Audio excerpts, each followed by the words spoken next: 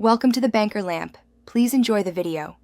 You begin by getting permissions and routing audio correctly. First, install Xrecorder and a voice changer or virtual audio cable. This creates an audio path. Then, grant mic and overlay permissions so the recorder can capture altered audio. Once done, open Xrecorder and select Screen plus Audio. Make sure you pick either internal audio or mic depending on routing. Internal if using a virtual cable, mic if using a local app. This ensures you're capturing the processed voice, not the raw mic. Now route the processed sound into Xrecorder. Open your voice changer, pick a preset, and set its output to the virtual audio cable.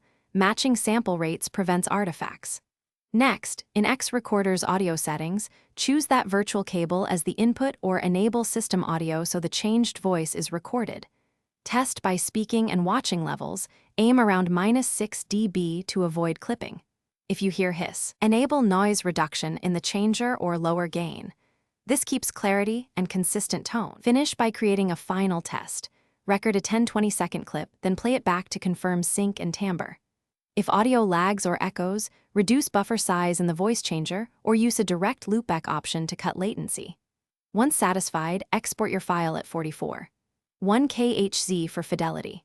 If problems persist, restart Xrecorder and the voice changer, reassign the virtual cable, and retest. Often a quick rebind fixes routing errors. That single troubleshooting step usually clears stubborn glitches. Thanks for watching. If this was helpful, leave a like and consider subscribing. See you next time.